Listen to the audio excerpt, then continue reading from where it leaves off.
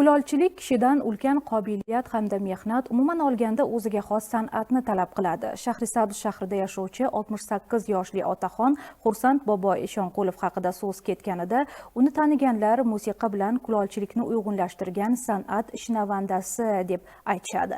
Chunki u o'zining loy yordamida yasagan musiqa asboblarini maromiga yetkazib chaladi. Muxbirimiz ijodkorning faoliyati haqida batafsil so'z yuritadi.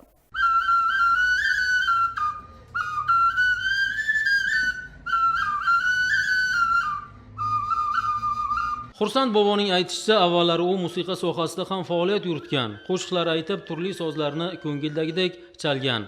Biroq kulolchilikka bo'lgan qiziqish hamda bu kasbdagi noyob qobiliyat uni ota-bobolari izidan borishiga sabab bo'lgan. Eng e'tiborlisi, mohir kulol loydan turli musiqa asboblarini yasay oladi va bu musiqa asboblarini qanday chalganiga o'zingiz ham baho bergan bo'lsangiz kerak. Kulollarni sulolasidan mana 7-avlod bo'laman.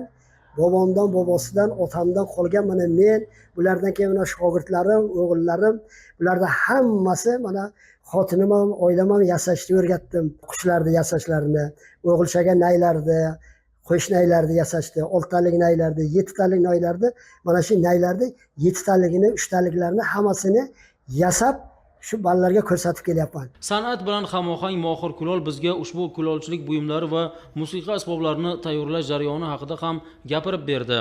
Mana buni bizni bobolarga qarab, qo'llariga qarab, buni qanday yasasa mehr bilan ishlaydi bu.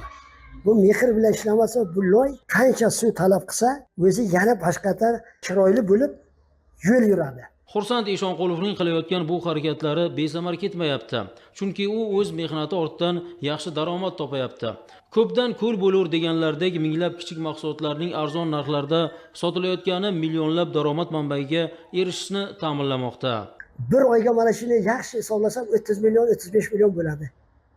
Endi olib qarasamda, o'zimda yeganimdan tashqari. Otam aytadi, ko'chaga xoram bo'lmaysan o'lim dedi. Birovdan pul ham so'ramaysan dedi. 100 ta chiqarsan, 50 ta chiqarsan, shu bugun noningga bo'ladi dedi. Musiqaga shinavanda kulol inson har yili o'tkazib boriladigan Boysun bahori, qovun sayli, uzum sayli, shuningdek ko'pgina festival va tanlovlarda ham qatnashib keladi.